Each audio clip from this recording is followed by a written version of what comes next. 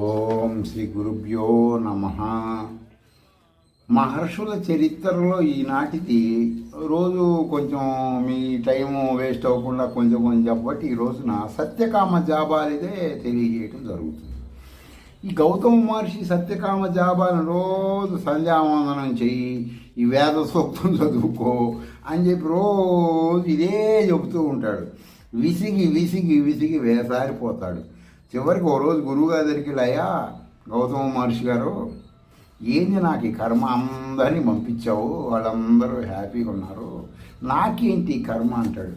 సరే మరి నీకు టైం రాలేదు కదా, టైం వచ్చినప్పుడు జరుగుతుంది, ఓ పని చేయి, ఈ ఆవులు ఉంటాయి, ఓ 10 20 ఉంటాయండి, ఈ ఆవులు బాగా వీక్గా ఉంటాయి, వీటిని తీసుకొని పక్కన అడవిలోకి వెళ్ళి వీటిని బాగా బలంగా తయారు చేసి తర్వాత వీటిని అభివృద్ధి, అంటే కొన్ని ఆవులు సంసారం చేస్తే కొత్తగా వస్తాయి కదా, ఆ విధంగా అభివృద్ధి చేసి పట్టుకొనిరా, అప్పుడు నేను చెబుతా పో అంటాడు. అర్థమైందండి.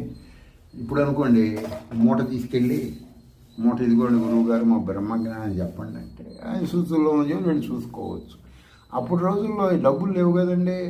బ్రహ్మజ్ఞానం కావాలంటే గురువుగారు వాళ్ళు చెప్పినట్టు వాళ్ళు దూరం ఆలోచించేవాళ్ళు అండి. ఆ మనిషికి ఏది చెప్పాలి, ఎప్పుడు చెప్పాలి. ఇప్పట్లాగా వచ్చి నాకు ఇది చెప్పు అంటుంటారు, ఏదో చెప్పి పంపిస్తుంది, అప్పుడు అయ్యే ఉండవు.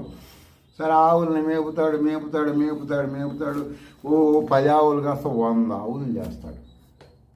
రోజు ఈ ఆవుల్నే వేద మంత్ర దేవతలుగా భావించి సూక్తము, సంధ్యావందనము, సవితా దేవత చేస్తూ ఉంటాడు. చివరికి అతను ఎక్స్ అయిపోతాడండి.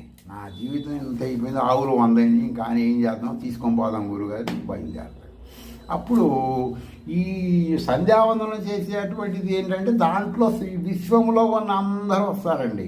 అప్పుడు ఇది యొక్క పంచభూతాలు ఏం చేస్తాయంటే, పాపం ఈ పిల్లడు, ఈ బ్రాహ్మణ వటువు, ఈ యొక్క బ్రహ్మచారి ఇంత చేస్తున్నాడు మన కోసం రోజు, ఆ గురువు గారు ఏమో మరి ఇంకా టైం ఉంది చెప్పట్లేదని చెప్పి వీళ్ళు ఏం చేస్తారు, ఈ ఒక ఇతను ఏదైతే ఇప్పుడు డైరెక్ట్గా పంచభూతాల్లో ఉన్నటువంటి ఒక శక్తి భూమి మీదకి వచ్చి నీతో మాడితే గుండె బగిలి చేస్తాడు కదా ఎవడైనా.